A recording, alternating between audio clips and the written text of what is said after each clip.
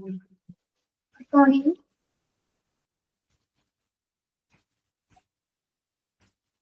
Morning, ma'am. Good morning.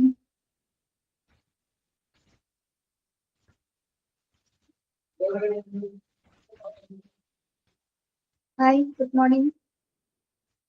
Good morning, ma'am. Good morning. Good morning, teacher. Good morning. ഇയാളുടെ പേരെന്താണ്? ശ്രീനിധി. അല്ല സബിന. മാം നമ്മളെല്ലാരും കൂടെ വീഡിയോ ഓൺ ചെയ്തിട്ട് ഇനി ക്ലാസ്സിൽ ഇരിക്കാന്ന് പറഞ്ഞു. അപ്പൊ ഇന്നത്തെ ഒരു ധൈര്യത്തിന് വേണ്ടിട്ട് കുറെ പേര് ഇരിപ്പുണ്ട്. മാം ഒന്ന് പറ ഓൺ ആക്കാൻ.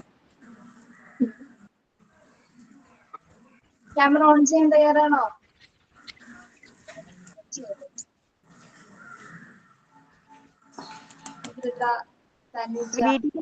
ചെയ്താൽ മതിയോ? ഞാൻ കൊച്ചിനെ കൊണ്ട് എക്സാമിന് വന്നേക്കാം. വേണ്ട വേണ്ട വേണ്ട, ബുദ്ധിമുട്ടുള്ളവരാരും ചെയ്യണ്ട കേട്ടോ. ആരും തീരുമാനിച്ച് അത് അന്നൊരു ദിവസം ക്ലാസ് ഇല്ലാതെ ഇരുന്നിരുന്നു. അപ്പം നമ്മളായിട്ട് ഗൂഗിൾ മീറ്റ് കയറിയായിരുന്നു, എന്തെങ്കിലും ഇംഗ്ലീഷിൽ സംസാരിക്കാന്നൊക്കെ പറഞ്ഞിട്ട്. അപ്പം നമുക്ക് എല്ലാവർക്കും കൂടെ നമുക്ക് ഇങ്ങനെ കയറാം. അപ്പം എന്തെങ്കിലും ചെയ്യാനോ എന്തെങ്കിലും പറയുമ്പോഴൊന്നും നമുക്കൊരു ഷൈനസ് ഉണ്ടാവില്ലല്ലോ. അപ്പം ടീച്ചേഴ്സ് നമുക്കുമായിട്ട് കുറച്ചും കൂടെ റിലേഷൻ കുറച്ചും കൂടെ ബോണ്ടാവും ചെയ്യും, കുറച്ചും കൂടെ കൂളാവും ചെയ്യും.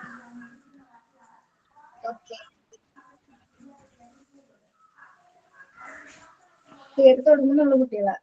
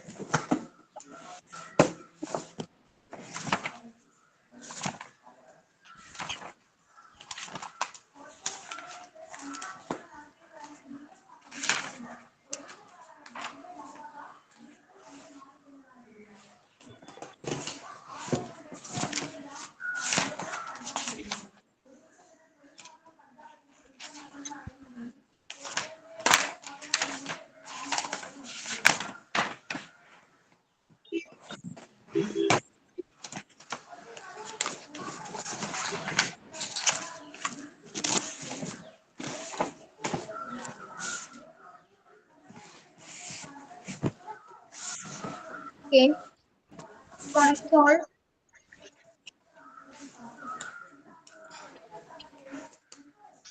Good morning, ma'am. Good morning. ആരാണ് പ്രേയർ പറഞ്ഞത്? ഞാനാണ് മാം.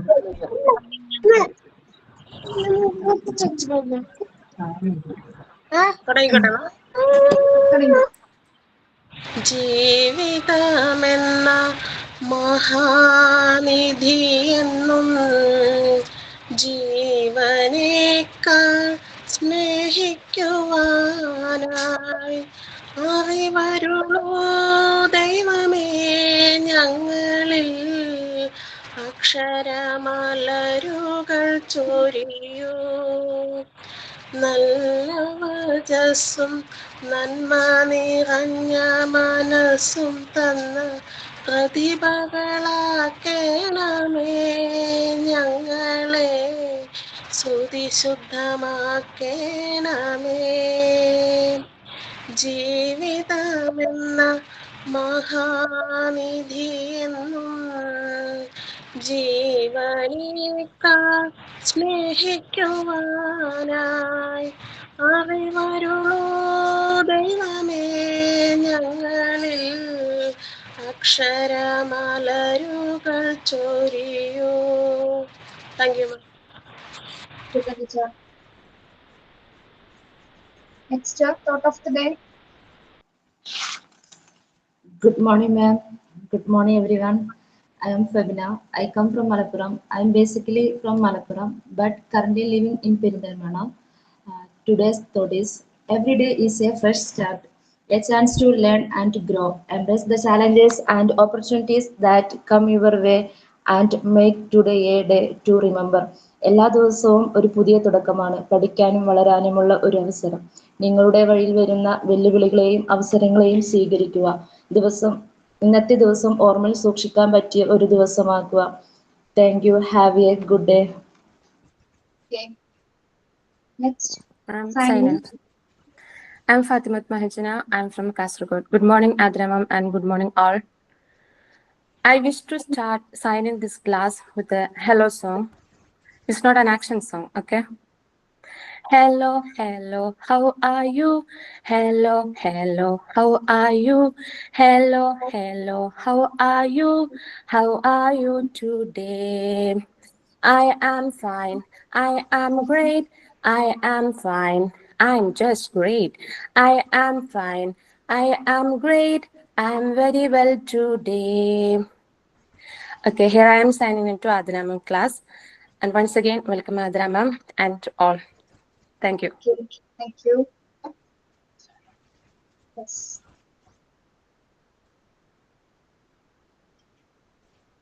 എന്തൊക്കെയുണ്ടോ? സുഖമാണോ? Fine. കഴിഞ്ഞ ആഴ്ച ആക്ടിവിറ്റി എല്ലാവരും കംപ്ലീറ്റ് ആയിട്ട് ചെയ്തായിരുന്നോ? ഹാപ്പിനെസ് ആണോ ഏറ്റവും സന്തോഷമുള്ള? അതെ. Happiest day in my life. ഇല്ല ma'am, complete ആയിട്ടില്ല. എത്ര പേരൊന്നും ചെയ്യാനുണ്ട്?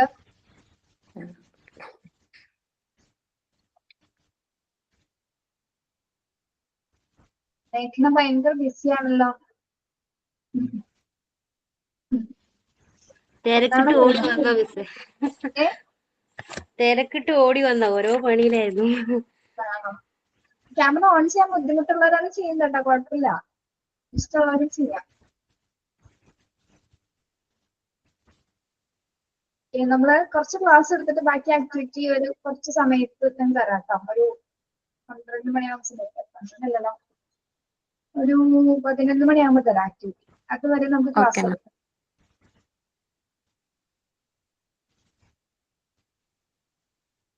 എല്ലാവരും കയറിയിട്ട് കുറച്ച് പേര് കയറിക്കൊണ്ടിരിക്കുന്നുള്ളൂ കേട്ടോ. ക്ലാസ് ഒന്ന് വെയിറ്റ് ചെയ്തിട്ട് നമുക്ക് തുടങ്ങാം. മഴയൊക്കെ പെയ്തോ നിങ്ങളുടെ നാട്ടില്? മിസ്സേ, മിഞ്ഞാന്നൊക്കെ നല്ല മഴയായിരുന്നു. 2 ദിവസം നല്ല മഴയായിരുന്നു. ഞങ്ങൾക്ക് ഒരു ദിവസമേ കിട്ടിയിട്ടുള്ളൂ മഴ. കോഴിക്കോട് മഴയുണ്ടോ? ഞാൻ കാസർഗോഡാണോ? കാസർഗോഡോ? ഒരു 2 വീക്സ് മുന്നേ നല്ലൊരു മഴ കിട്ടിയതിന് ശേഷം ഇല്ല, നല്ല വെയിലാണ്. ജീന വർഗീസ് എന്ത് പറ്റി? വിഷമിച്ചാണ് ക്ലാസ്സിൽ ഇരിക്കുന്നത്? എന്തോ വിഷമിച്ചാണോ ഇരിക്കുന്നത് ക്ലാസ്സില്? അല്ല, ചിരിക്കുന്നില്ലല്ലോ. ഇങ്ങനെ ഇരിക്കുക, സ്റ്റക്ക് ആയിട്ടാണോ? അത് റേഞ്ചിന്റെ എന്താ പ്രശ്നമായിട്ടാ. എല്ലാരും കാണാൻ പറ്റിയൊരു സന്തോഷം. സുന്ദരികളാണ് എല്ലാവരും കാണാൻ. എന്താ വേണ്ട? റീജ എങ്ങനെ മുടി കളർ ചെയ്തിരിക്കുന്നതാണോ റീജ? മ്യൂട്ടാണ്. ഓക്കെ, അത് കുറെ വാല് പോലെ ഉണ്ടായിരുന്നു. ആദ്യം നല്ലോണം മുടി ഉണ്ടായിരുന്നു. എന്നിട്ട് നോക്കുമ്പം ഡെലിവറി രണ്ട് കുട്ടികളായി കഴിഞ്ഞപ്പം മുടിയെല്ലാം പല വഴി പോയി. ഇല്ല, വാല് പോലെ കോലുപോലെയായി. അവസാനം എല്ലാം കെട്ടി വെക്കുമ്പോൾ ചെറിയൊരു ഉണ്ടേ ഉണ്ടാവുള്ളൂ ബാക്കില്. അപ്പൊ പിന്നെ വിചാരിച്ചു എന്തായാലും നനഞ്ഞ് കുളിച്ചു കയറാന്ന് വിചാരിച്ച് കംപ്ലീറ്റ് വെട്ടി കളറൊക്കെ അടിച്ചു. കളർ അടിച്ചു. എന്ത് കളറാണത്? ഇടയ്ക്ക് മൈലാഞ്ചി പിന്നെ എന്തെങ്കിലുമൊക്കെ ഫംഗ്ഷൻ വരുമ്പം ഹെയർ കളർ മേടിച്ചിടും. അറ്റത്തേ ഉള്ളു, തലേന്റെ ഇവിടെ ഇല്ല, അറ്റത്ത്. അത് മനസ്സിലായി, നമുക്ക് കാണാൻ പറ്റും. പക്ഷെ കൊള്ളാം, നല്ലതാണ്. എല്ലാത്തിനും ചീത്ത വെക്കും, പക്ഷെ രസത്തിനടിച്ചതാ. എവിടെ ചെന്നാലും ഒരുമാതിരി എന്താ പറയും. പക്ഷെ കൊള്ളാതോ നല്ല ലുക്ക്. ഞങ്ങൾ ഇനി ആദ്യമായിട്ട് കണ്ടിട്ടാണോന്ന് അറിയില്ല കേട്ടാ. ഇതിന് മുമ്പ് മുടി ഉണ്ടായിരുന്നോ അപ്പൊ നല്ലോണം? കുറെ ഉണ്ടായിരുന്നു. 2 കുട്ടികളായി പ്രസവിച്ചതിന് ശേഷം അപ്പം പ്രസവിച്ച ആ കുറച്ചു കാലത്തിന് നല്ല മുടി ഉണ്ടായിരുന്നു. അത് കഴിഞ്ഞപ്പോ പിന്നെ ഇതേ പൂണ് കംപ്ലീറ്റ് തീർന്നു. എന്നിട്ട് നീളം മാത്രം ഉണ്ടായിരുന്നു, അറ്റം വരെ ഇങ്ങനെ കോല് പോലെ ഉണ്ടായിരുന്നു ഒരു കാല്. അപ്പൊ അത് പിടിച്ച് വെട്ടി. ഓക്കെ, മറ്റാരും ഓൺ ചെയ്തിട്ടില്ല കേട്ടോ ക്യാമറ ഒന്നും. മാം ഇന്നലെ ആകപ്പാട് 3-4 പേരേ ഉള്ളൂ, ഇന്നാണ് ഇച്ചിരി കൂടുതലുള്ള.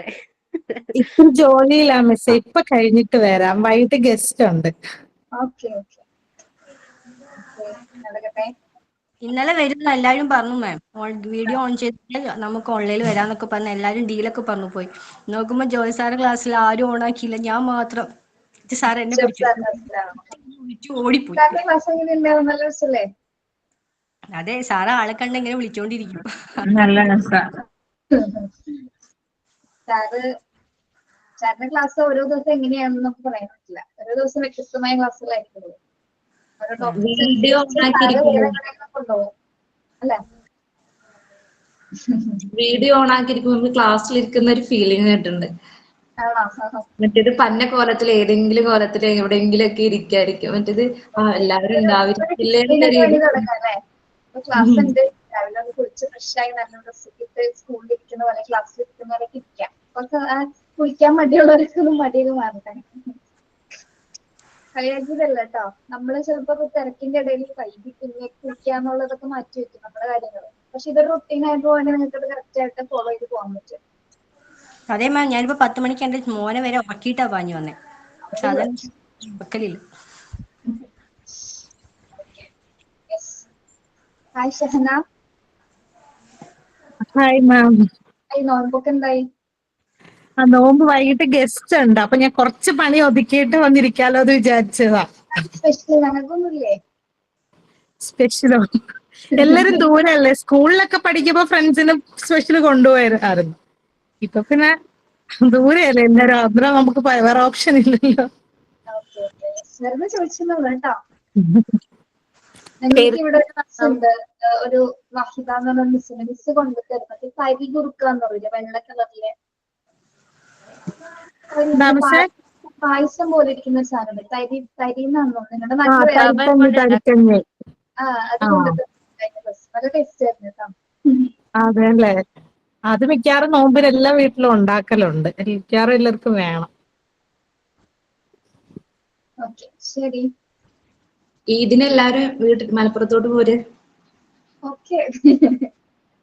രേഖന എന്താണിത്? ഓടുന്നു നടക്കുന്നു. മേഘനക്ക് ഇരിക്കാൻ പറ്റുന്നില്ല. ചൂടുണ്ടോ മേഘന? ഇല്ല മിസ്സേ, ഭയങ്കര ചൂടെടുക്കും, അപ്പൊ ഞാൻ ഫാൻ ഇച്ചിരി സ്പീഡ് ഇട്ടതാ. ആണോ ഭയങ്കര ഡിസ്റ്റർബ് ആയിട്ട് ഇരിക്കുന്നത്? എന്ത് പറ്റി മേഘന? അത് എനിക്ക് കുറച്ച് പണിക്കാരുണ്ടായിരുന്നു മിസ്സേ, അവർക്ക് ഫുഡൊക്കെ ഉണ്ടാക്കി കൊടുക്കണായിരുന്നു. അപ്പം അതിന്റെ ഇതായിരുന്നു. കുറച്ച് വാഴയുണ്ട്, അപ്പൊ അതിന് വാഴ കെട്ടലായിരുന്നു. അപ്പൊ അതിന് ഫുഡൊക്കെ ഉണ്ടാക്കി കൊടുക്കണം. അപ്പൊ അതിന്റെ തിരക്ക് വിട്ട് ഓടി വന്നത്. ഇന്ന് ക്ലാസ് പാവം തോന്നുന്നു. എല്ലാവരും ഓടിപ്പിണഞ്ഞ് എവിടെ നിന്നൊക്കെയോ വന്നാക്കുന്നതാണ് ആ ഒരു ടൈമിൽ. ആര്യനെ കണ്ടില്ലേ? ആര്യക്ക് എപ്പോഴെന്നാ ഓടി വന്ന ആര്യ വികാസ്? മോന് ഫുഡ് കൊടുക്കുമായിരുന്നു, അത് കഴിഞ്ഞിട്ട് ഓടി വന്നതാ. ബുദ്ധിമുട്ടായിരുന്നു നിങ്ങൾക്ക് ക്യാമറ ഓൺ ചെയ്യാൻ പറഞ്ഞത്? ഇല്ല, ഒരു ബുദ്ധിമുട്ടും ഇല്ല. കാണാൻ പറ്റിയ സന്തോഷം. നിങ്ങളിങ്ങനെ കാണുന്നതാണ്. ഞങ്ങള് ഒന്നും നോക്കാതെ വെറുതെ ബ്ലാങ്ക് ആയിട്ട് ക്ലാസ് എടുക്കുന്നതെന്നല്ലേ ഇങ്ങനെ കാണുന്നത്. ഞാനാ മുൻകൈ എടുത്തത് റീച്ച് ചെയ്യണോ? കുറച്ച് ഇത്ര ചെയ്യാൻ പറ്റില്ല, അത് മതിയില്ലേ? സന്തോഷായില്ലേ? Okay yes. ഓക്കെ, നമുക്ക് ക്ലാസ് തുടങ്ങാം. ഫാക്ടേഴ്സ് ദാറ്റ് അഫക്ട് സോഷ്യലൈസേഷൻ വരെയല്ലേ എടുത്തത്? ഇത് എടുക്കാനുണ്ടോ അല്ലേ? അത് എടുക്കാനുണ്ടോ?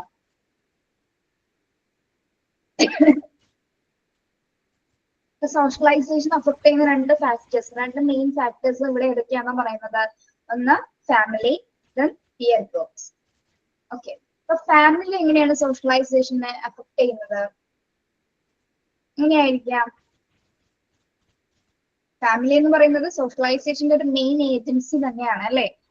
ഒരാളൊന്ന് വായിക്കാവോ അത്? ദ ഫാമിലി ആരാ വായിക്കുന്നേ? വായിക്കാം. ആ. The family is the most vital primary agency for socialization of the child. The size of the family founded among the members of the family. The attitude of the parents and the family member toward the child.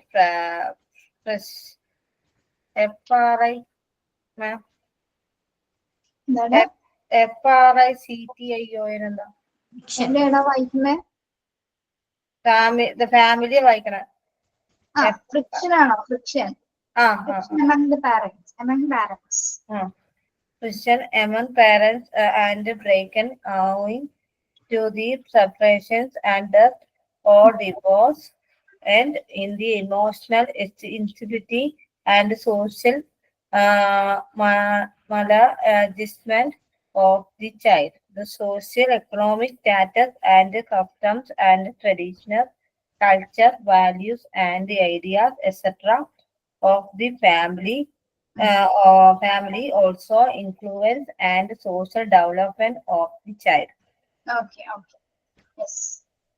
നിങ്ങൾ കിട്ടുന്ന സമയത്ത് ഇനി വായിച്ചു നോക്കണം കേട്ടോ ടെക്സ്റ്റുകളൊക്കെ. Text തന്നെയാണല്ല, കിട്ടുന്ന ബുക്സുകളൊക്കെ ഒന്ന് വായിക്കാൻ ശ്രമിക്കുക. അപ്പൊ നമ്മുടെ ആ പ്രൊണൗൺസിയേഷൻ ഒക്കെ വളരെ കറക്റ്റ് ആയിട്ട് ഇങ്ങനെ വരും. ട്രൈ ചെയ്യുന്നതിനനുസരിച്ച് ശരിയായിക്കോളും കേട്ടോ. Okay. The family is the most vital primary agency for socialization of the child. ഒരു കുട്ടിയെ സംബന്ധിച്ചിടത്തോളം അവരുടെ ഒരു സാമൂഹ്യവൽക്കരണത്തിന് ഏറ്റവും കൂടുതൽ, സോഷ്യലൈസേഷൻ ഏറ്റവും കൂടുതൽ ഹെൽപ്പ് ചെയ്യുന്ന ഒരു ഫാക്ടർ അല്ലെങ്കിൽ ഏജൻസി എന്ന് പറയുന്നത് എന്താണ്? അവരുടെ കുടുംബം തന്നെയാണ്, ഫാമിലി തന്നെയാണ്. ഓക്കെ, അപ്പൊ അതെന്തൊക്കെ ഫാക്ടേഴ്സ് അതിൽ വരുന്നുണ്ട്? ആ ഏജൻസി എന്ന് പറയാൻ കാരണം തന്നെ എന്തെല്ലാം ഘടകങ്ങൾ അതിൽ ചേർന്നത് കൊണ്ടാണ്?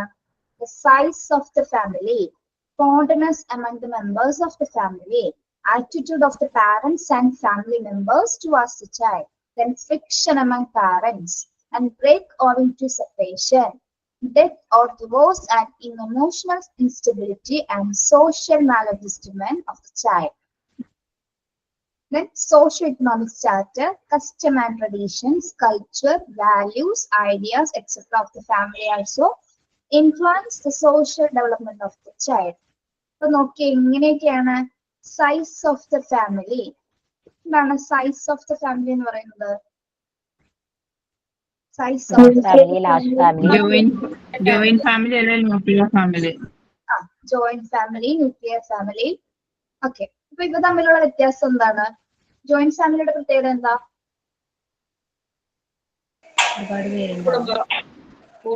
കുറേ മെമ്പേഴ്സ് ഉണ്ടാവും. ഒരുപാട് മെമ്പേഴ്സ് ഉണ്ടായിരിക്കും അല്ലെ? ഒരുപാട് മെമ്പേഴ്സ് ഉണ്ടാവും. അപ്പൊ കുട്ടികൾ അവിടെ വളർന്നു വരുന്ന സമയത്ത് എന്താണ്, ഒരുപാട് പേരായിട്ട് കുഞ്ഞുങ്ങൾക്ക് ഇടപെടാനായിട്ടൊരു സന്ദർഭം ഉണ്ടാവുന്നു അല്ലെ? അപ്പൊ പല ആൾക്കാരുടെയും ബിഹേവിയർ കാണാൻ സാധിക്കുന്നു. അവർ ഇമിറ്റേറ്റ് ചെയ്യണം, അവരിൽ നിന്നുള്ള നല്ല ക്വാളിറ്റീസ് ഒക്കെ കുട്ടികൾക്ക് അബ്സോർബ് ചെയ്യാൻ സാധിക്കുന്നു. ഒരു ഫാമിലിയിൽ ഇപ്പൊ ജോയിന്റ് ഫാമിലി ഒരുപാട് മെമ്പേഴ്സ്, ഏകദേശം ഒരു 10 അല്ലെങ്കിൽ ഒരു 7 മെമ്പേഴ്സ് ഉണ്ടെങ്കിൽ തന്നെ എന്താണ്, അവിടെ കുട്ടി പല ആൾക്കാരുമായിട്ട്, പല സ്വഭാവമുള്ള ആൾക്കാരായിട്ട്, പല നേച്ചറുള്ള ആൾക്കാരുമായിട്ട് കുട്ടിക്ക് ഇടപെടാനായിട്ട് സാധിക്കുന്നു. അപ്പൊ അവിടെ എന്ത് സംഭവിക്കുന്നുണ്ട്? സോഷ്യലൈസേഷന്റെ ഫസ്റ്റ് സ്റ്റെപ്പ് അവിടെ സ്റ്റാർട്ട് ചെയ്യുന്നു. പല ആൾക്കാരുമായിട്ട് കുട്ടിനെ ഇടപഴകാൻ സാധിക്കും. ഓക്കെ, അത് തന്നെയാണ് സോഷ്യലൈസേഷന്റെ ഫസ്റ്റ് സ്റ്റെപ്പ് എന്ന് പറയുന്നത്, സാമൂഹ്യവൽക്കരണത്തിന്റെ ഫസ്റ്റ് സ്റ്റെപ്പ് എന്ന് പറയുന്നത്. ഓക്കെ, ഇപ്പൊ അച്ഛന് ഒരു നേച്ചർ ആയിരിക്കാം, മുത്തശ്ശന് ഒരു നേച്ചർ ആയിരിക്കാം, മറ്റു സിബ്ലിങ്സിന് വേറൊരു നേച്ചർ ആയിരിക്കും. ഇവരിൽ നിന്ന് എല്ലാവരും എന്താണ് പല രീതിയിലുള്ള സ്വഭാവങ്ങൾ കുഞ്ഞുങ്ങൾ മനസ്സിലാക്കുന്നു. നല്ല ഹാബിറ്റ്സുകൾ അവരിൽ നിന്ന് മനസ്സിലാക്കി അത് ഇമിറ്റേറ്റ് ചെയ്യാനായിട്ട് കുട്ടികൾ ശ്രമിക്കുന്നു. ഓക്കെ, അത് അവരുടെ ജീവിതത്തിൽ ഒരുപാട് സ്വാധീനിക്കുകയും ചെയ്യുന്നുണ്ട്. ദെൻ അതാണ് the size of the family എന്നിട്ട് ജോയിന്റ് ഫാമിലിയുമായിട്ട് കണക്ട് ചെയ്യുമ്പോൾ പറയുന്നത്. ഇനി ന്യൂക്ലിയർ ഫാമിലി ആകുമ്പോൾ ഇത് എങ്ങനെയായിരിക്കും വരുന്നത്? അവിടെ സോഷ്യലൈസേഷൻ നടക്കുന്നുണ്ടോ ന്യൂക്ലിയർ ഫാമിലി ആകുമ്പോൾ? ന്യൂക്ലിയർ ഫാമിലി എത്ര മെമ്പേഴ്സ് ഉണ്ടാവും കൂടി വന്നാൽ? 4 പേര്. 4 പേര്. ഒരു കുട്ടിയാണെങ്കിൽ അത് 3 പേര് അല്ലേ? അവിടെ ഇപ്പൊ തിരക്കുള്ള പാരന്റ്സിനെയൊക്കെ സംബന്ധിച്ചിടത്തോളം എന്തായിരിക്കാം, അവരെപ്പോഴും ആ ഒരു കമ്മ്യൂണിക്കേഷൻ ഒക്കെ നടക്കുന്നുണ്ടാവും. ഒരു ദിവസം എത്ര പ്രാവശ്യം സംസാരിക്കുന്നുണ്ടാവും ഫാമിലിയില്? രാവിലെ പാരന്റ്സ് ജോലിക്ക് പോകുന്നു, കുട്ടി സ്കൂളിൽ പോകുന്നു, ദെൻ തിരിച്ചു വരുന്ന സമയത്ത് കുഞ്ഞിനെ ട്യൂഷനോ എന്തെങ്കിലും ആക്കിയാണെങ്കിൽ ട്യൂഷന് പോകുന്നു. ദെൻ പാരന്റ്സ് വരുന്നത് രാത്രിയാണ്, ഒരു 8 മണി, മാക്സിമം 8 മണി അല്ലെങ്കിൽ 7 മണി. ഇതിന്റെ ഇടയിൽ കുഞ്ഞിനോട് സംസാരിക്കാനാണോ സമയം, അല്ലെങ്കിൽ എന്താണ് അങ്ങനെ അങ്ങനെ നല്ല രീതിയിൽ കൊണ്ടുപോകുന്ന പാരന്റ്സ് ഉണ്ട്, ഇല്ലാന്ന് നമുക്ക് പറയാൻ പറ്റില്ല. പക്ഷെ ഒരു ഭൂരിഭാഗം നോക്കിയാൽ ഇങ്ങനെയാണ്. 8 മണിക്കൊക്കെ ജോലി കഴിഞ്ഞ് വരുന്ന പാരന്റ്സ് അവരുടേതായ തിരക്കുകളിലൂടെ അവർ രണ്ടുപേരും രണ്ട് കാര്യങ്ങൾ, പിന്നെ കുറച്ച് സമയം കുഞ്ഞിനെ പഠിപ്പിക്കണം എന്നുണ്ടെങ്കിൽ മാത്രം വേണമെങ്കിൽ ഒരു കുറച്ച് സമയം സ്പെൻഡ് ചെയ്യുന്ന അമ്മമാര് മാത്രമായിരിക്കും നമ്മൾ കാണാൻ സാധിക്കുന്നത്. അങ്ങനെ ഒരുപാട് ഫാമിലീസ് ഉണ്ട്. ഓക്കെ, അവിടെ എന്താണ് കുട്ടികൾക്ക് ഇടപെടുവാനായിട്ടോ അല്ലെങ്കിൽ സംസാരിക്കാൻ എന്തിനെ കുറിച്ച് സംസാരിക്കുവാനോ അല്ലെങ്കിൽ എന്തെങ്കിലും ഫീലിങ്സ് പറയാനോ ഇമോഷൻസ് ഒക്കെ ഒന്ന് ഷെയർ ചെയ്യാനോ കുഞ്ഞുങ്ങൾക്ക് അവിടെ അവസരം ലഭിക്കുന്നുണ്ടെങ്കിൽ എങ്ങനെയുള്ള ഫാമിലിയില്, ന്യൂക്ലിയർ ഫാമിലിയില്. ഓക്കെ, അപ്പൊ അവിടെ എന്താണ് കുഞ്ഞുങ്ങള് ഇപ്പൊ ഇൻട്രോവേർട്ട് ആയി പോകുന്ന കുഞ്ഞുങ്ങളൊക്കെ നമ്മള് എങ്ങനെയാണ് അവർ ആ ഇൻട്രോവേർട്ട് ആ സിറ്റുവേഷൻസിലേക്ക് വരാൻ കാരണം തന്നെ പാരന്റ്സ് തന്നെയാണ്. കാരണം അവര് സംസാരിക്കുന്നില്ല, അവർക്ക് സംസാരിക്കാനുള്ള സമയമില്ല. കുഞ്ഞിന് എന്താണ്, കുഞ്ഞ് സ്കൂളിൽ പോകുന്ന ആ ഒരു കണക്ഷൻ അല്ലാതെ കുട്ടിക്ക് പാരന്റ്സിൽ നിന്നാണ് ഏറ്റവും കൂടുതൽ നമ്മുടെ മോട്ടിവേഷൻ കുട്ടികൾക്ക് കിട്ടുന്നത്. പാരന്റ്സ് ആയിട്ട് സംസാരിച്ചിട്ടാണ് ഏറ്റവും കൂടുതൽ ആ ഒരു അടിത്തറ പാകുന്നത് നമ്മുടെ പാരന്റ്സിൽ തന്നെ. അല്ല, അച്ഛനും അമ്മയിൽ നിന്നാണ് കുഞ്ഞുങ്ങളെ ഏറ്റവും കൂടുതൽ പഠിക്കുന്നത്. മുത്തശ്ശനോ മുത്തശ്ശിയോ വീട്ടിലുണ്ടായിരിക്കും. ഓക്കെ, അപ്പൊ രണ്ടും അഫക്ട് ചെയ്യുന്ന ഒരു ഫാക്ടർ ഉണ്ട്. അപ്പൊ ഒരു കുട്ടിയെ സംബന്ധിച്ചിടത്തോളം അവന്റെ ഫാമിലിയുടെ സൈസ് അവരുടെ സോഷ്യലൈസേഷനെ ബാധിക്കുന്ന ഒരു ഘടകം തന്നെയാണ് എന്ന് നമുക്ക് മനസ്സിലാക്കാം. ഓക്കെ, ഇപ്പൊ ന്യൂക്ലിയർ ഫാമിലീസ് ഇപ്പൊ നമ്മുടെ കുട്ടത്തിൽ ആരെങ്കിലും ഉണ്ടാവും, അവരാരെയും കുറ്റം പറഞ്ഞു തന്നല്ല കേട്ടോ. നിങ്ങൾ നല്ല രീതിയിൽ പോകുന്ന ഫാമിലീസ് ഉണ്ടാവും, ഇല്ലാന്ന് പറയാൻ പറ്റില്ല. ഓക്കെ, മനസ്സിലായില്ലേ പറഞ്ഞത്? എന്താണ് സുരമ്യ ചിരിച്ചത്? ഞാനും എന്റെ മോള് മാത്രമേ ഉള്ളൂ. ന്യൂക്ലിയർ ഫാമിലി പറഞ്ഞപ്പോ ഞാൻ എന്റെ മോളും ഹസ്ബൻഡ് പുറത്താണ്, പക്ഷെ ഞാൻ എന്റെ മോളും മാത്രമേ ഉള്ളൂ. അങ്ങനെയൊന്നുമില്ല, ഞങ്ങളെല്ലാം ഒരു വീട് വെക്കുകയാണെങ്കിൽ മോളോട് അഭിപ്രായം ചോദിച്ച് മോളെ കാര്യങ്ങളൊക്കെ അറിഞ്ഞിട്ടേ ചെയ്യത്തുള്ളൂ.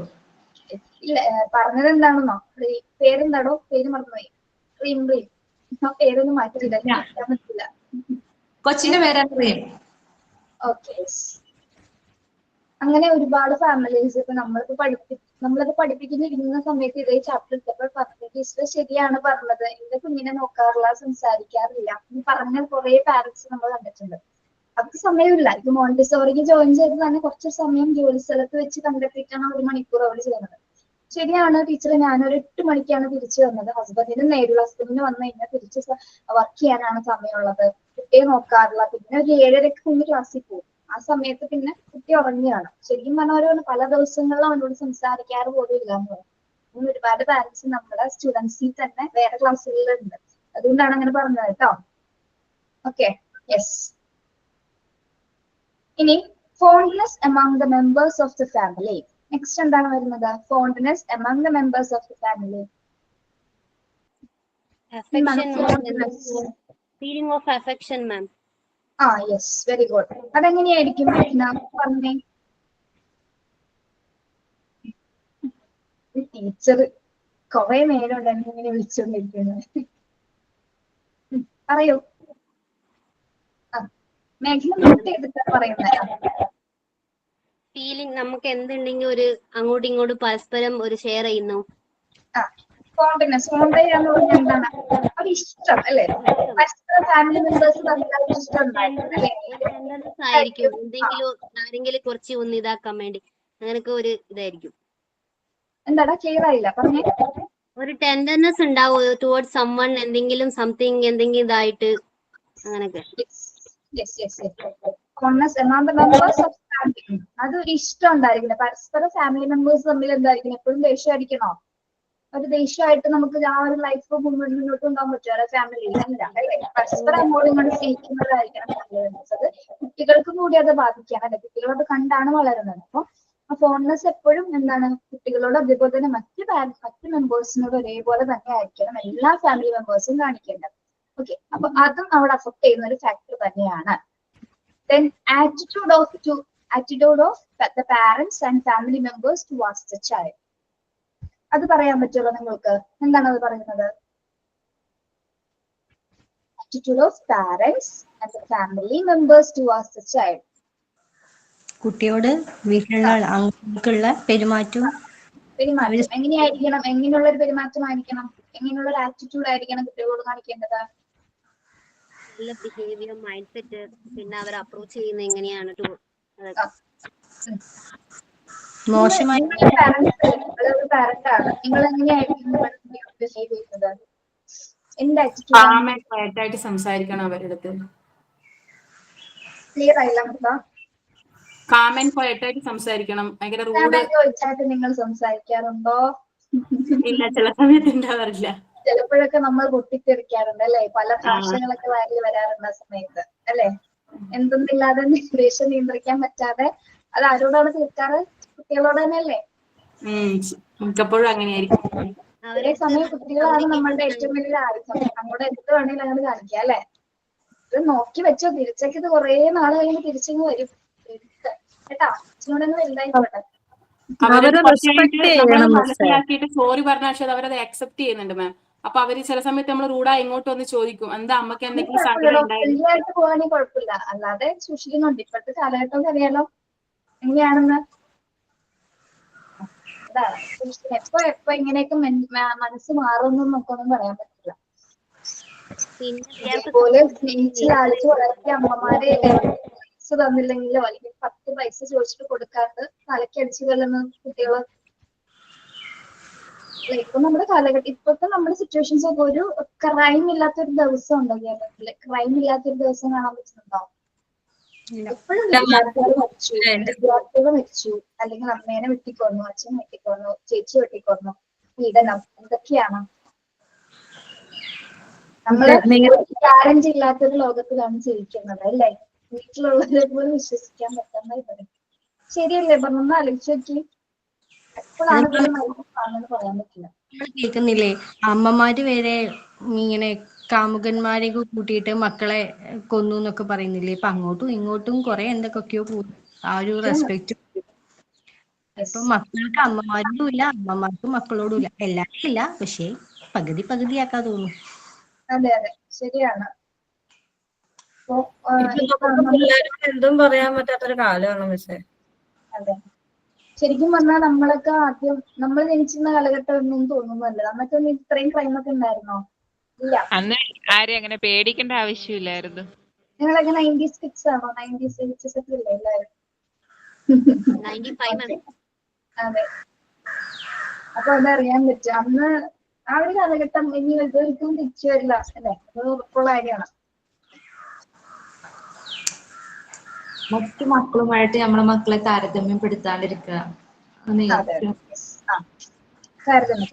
ഒരു റെസ്പെക്ട് കൊടുക്കണം. പക്ഷെ അവർക്കും നമ്മളുടെ മക്കളാണ്, നമ്മൾ വലിയ അച്ഛനമ്മ, അതിനെക്കാട്ടിലും അവർക്കും കൂടെ ഒരു റെസ്പെക്ട് കൊടുത്താല് അവർക്ക് കുറച്ചും അവരുടെ വ്യക്തിത്വത്തെ അംഗീകരിച്ചു കൊടുക്കണം.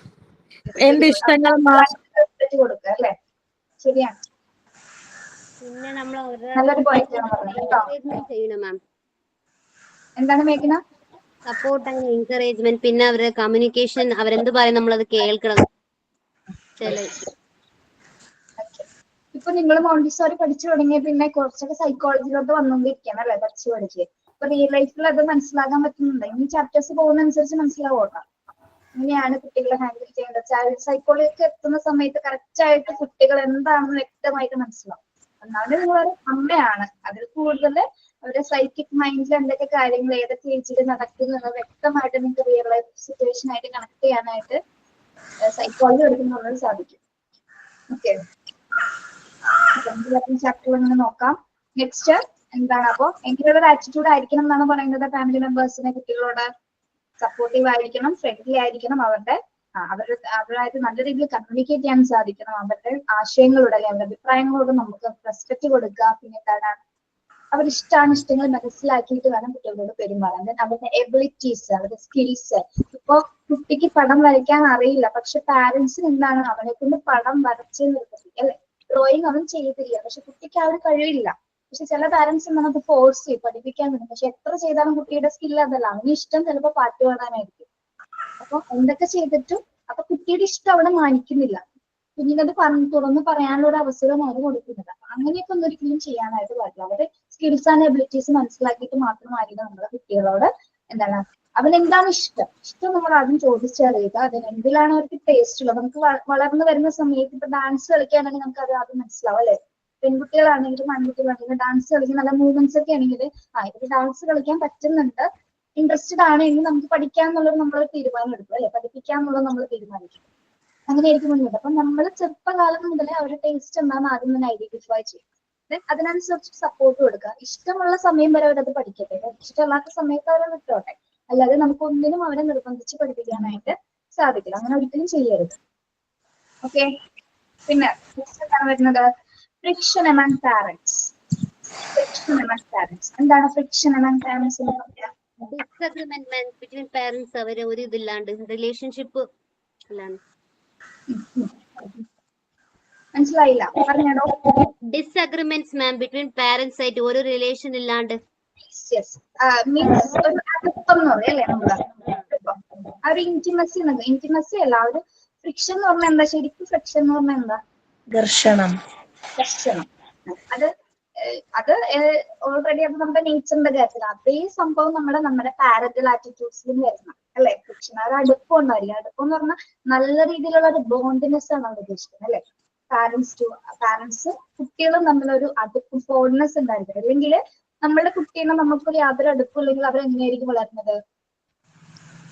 അതിന് മുമ്പായിട്ട് അവിടെ എന്തുണ്ടായിരിക്കണം? ലവ് ഉണ്ടായിരിക്കും അല്ലെ? സ്നേഹം ഉണ്ടായിരിക്കും. സ്നേഹത്തിലൂടെയാണ് നമ്മൾ കുട്ടികളെ അടുക്കാനായിട്ട് സാധിക്കുന്നത്. നമ്മൾ കൊടുക്കുന്ന സ്നേഹത്തിനനുസരിച്ചിട്ട് പിന്നീട് അങ്ങോട്ട് ഓരോ ദിനം പ്രതി എന്താണ് ആ ഒരു ഫ്രിക്ഷൻ അഥവാ ആ ഒരു അടുപ്പം എന്ന് വെച്ചാൽ അമ്മയും കുഞ്ഞും തമ്മിലുള്ള അടുപ്പം നമുക്കത് പറയാൻ സാധിക്കുമോ? അമ്മയും കുട്ടിയും തമ്മിലുള്ള സ്പീച്ച്ലെസ് ആണ് അല്ലെ? അതെങ്ങനെയാണെന്ന് ആ ഒരു റിലേഷൻഷിപ്പ് എന്നുള്ളത് അവന് രണ്ടുപേർക്ക് മാത്രമേ അറിയാൻ പറ്റുള്ളൂ. നിങ്ങളെല്ലാവരും അമ്മമാരല്ലേ? നിങ്ങളുടെ ആദ്യ കുഞ്ഞുണ്ടായ സമയത്ത് ആ ഒരു കുറേ നാളുകള് നിങ്ങൾ എങ്ങനെയായിരുന്നു? ഓരോ ദിവസം പുതിയ പുതിയ കാര്യങ്ങൾ പഠിച്ചുകൊണ്ടേയിരുന്നു. പഠിക്കുന്നു. അവൻ എന്തെങ്കിലും സംഭവിക്കുന്ന സമയത്ത് അല്ലെങ്കിൽ എന്തെങ്കിലും ഒരു ചെറിയ അസ്വസ്ഥതയോ ഒരു തുമ്മൽ ഉണ്ടാവുന്ന സമയത്ത് പോലും നിങ്ങൾക്കത് വളരെ ഒരു വൈബ്രന്റ് ആയിട്ടല്ല നിങ്ങൾ പേടിച്ചാണത്. ഒരു ചെറിയ പനി വന്നാൽ പോലും ഉറക്കം വിളിച്ചിരുന്ന് പിന്നെ നോക്കുന്നു. അതാണ് ശരിക്കും ഒരു ഫ്രിക്ഷൻ എന്ന് പറയാൻ തന്നെ. ആ ഒരു ഇന്റിമസി വളരെ ഒരു നമുക്ക് ഒരിക്കലും നിർവചിക്കാൻ പറ്റാത്തൊരു അടുപ്പമാണ് അമ്മയും കുട്ടിയും തമ്മിൽ. ഇനി ഇവിടെ അച്ഛന്മാരാരെങ്കിലും ഇരുന്ന് കേൾക്കുന്നുണ്ടോ? ഇല്ലല്ലോ, നിങ്ങളുടെ അടുത്ത് അച്ഛന്മാരൊന്നും ഇല്ലല്ലോ. അവര് പറയും ഞങ്ങളുടെ അച്ഛന്മാരെ സ്നേഹത്തെ പറ്റി ആരും വർണ്ണിക്കാനില്ല, അതാരും കാണുന്നില്ല, ഞങ്ങളുടെ വിയർപ്പിന്റെ മണം ആർക്കറിയില്ല. പക്ഷെ ഇല്ല, നമ്മൾ ഒരേപോലെ തന്നെ കൊണ്ടുപോകണം അല്ലേ? എങ്കിലും ഒരു പണി മുന്നിൽ നിൽക്കുന്നത് അമ്മമാരെ തന്നെയല്ലേ, നമ്മൾ തന്നെയല്ലേ? പക്ഷെ എനിക്ക് തോന്നുന്നത് അച്ഛന്മാരാണെന്നാ മിസ്സേ. ഞങ്ങളുടെ കാര്യത്തിൽ ഇപ്പം ഞങ്ങളുടെ ഹസ്ബൻഡ്സിന്റെ കാര്യത്തിൽ ഞങ്ങൾ 3 പെൺകുട്ടികളാണ്. ഞങ്ങൾ 3 മാരീഡ് ആണ്. എന്റെ അനിയത്തിനെ ഒരിക്കല് അവള് നോമ്പിന് വെളുപ്പിനെ എഴുന്നേക്കാൻ താമസിച്ചു. അവളുടെ ഹസ്ബൻഡ് കുറെ വിളിച്ചു. അപ്പൊ വിളിച്ച് എണീക്കാതെ വന്നപ്പോഴത്തേക്കും പുള്ളിക്കാരൻ അവിടെ തൊടയിൽ ഒരു അടി കൊടുത്തു. അപ്പൊ ഇത് എന്റെ വാപ്പി വെളിയിൽ നിന്ന് കേൾക്കുകയാണ്. അപ്പൊ പിന്നെ ഇന്ന് വരെ പുള്ളിക്കാരനെ കൊണ്ട് അവളെ വാപ്പി വിളിപ്പിച്ചിട്ടില്ല. വാപ്പി അവളെ വിളിക്കും, അല്ലാതെ ഇനി എന്റെ മോളെ വിളിക്കണ്ട, ഞാൻ വിളിച്ചോളാം. ഇന്ന് വരെ, അത് ഒരു 3-4 കൊല്ലം മുമ്പുള്ള നോമ്പിന് സംഭവിച്ചതാണ്. പക്ഷെ ഇന്ന് വരെ ആശാനെ കൊണ്ട് വാപ്പി വിളിപ്പിച്ചിട്ടില്ല. അതുപോലെ തന്നെ ഞങ്ങളെ ഉമ്മി പക്ഷെ അങ്ങനെയല്ല കേട്ടോ. ഉമ്മി പറയും നല്ല അടി കൊടുക്കണം അഹങ്കാരം കാണിക്കുമ്പോഴെന്ന് പറയും. പക്ഷെ വാപ്പി പറയും തല്ലാനാണെങ്കിൽ വാപ്പിയെ വിളിച്ചാൽ മതി, വാപ്പി വന്നെങ്കിൽ കൊണ്ടുവരും, വാപ്പിക്ക് തല്ലാൻ മക്കളില്ലെന്ന് പറയും. ഉമ്മി വരെ തിരിച്ചാ പറയുന്നത്. അഹങ്കാരം കാണിച്ചാൽ വഴക്ക് പറയണം, അഹങ്കാരം കാണിച്ചാൽ തല്ലു കൊടുക്കണമെന്ന് ഉമ്മി പറയും. പക്ഷെ വാപ്പി അങ്ങനെ പറയത്തില്ല. ഞങ്ങള് 3 പെൺകുട്ടികളാണ്. ഞാനും 3 പെൺകുട്ടികളാണ്. ഞാൻ ഏറ്റവും ഇളയതാണ്. ശരണ്യ? ഞാൻ ഏറ്റവും മൂത്തതാണ്. 3 പെൺപിള്ളേരാ. ആണോ? ഓക്കെ. അപ്പൊ അതൊക്കെ അതാണ് കണക്റ്റഡ് ആണെന്ന് പറഞ്ഞാൽ നമ്മൾ എന്തൊക്കെയോ. അത് എല്ലാവരും പറയുന്ന കേൾക്കാം, പെൺകുട്ടികൾക്ക് അച്ഛനോട് കുറച്ച് പെൺകുട്ടികളും അച്ഛന്മാരും തമ്മിൽ കുറച്ചും കൂടെ കണക്റ്റഡ് ആയിരിക്കും. ആൺപിള്ളേരും അമ്മമാരും ആയിരിക്കും കുറച്ചും കൂടെ ബോണ്ടിങ്. ഭൂരിഭാഗം അങ്ങനെ. നിങ്ങൾക്ക് നിങ്ങളുടെ അച്ഛനെയാണോ അമ്മനെയാണോ ഇഷ്ടം ഏറ്റവും കൂടുതൽ? ആരെയാണ് ഇഷ്ടം?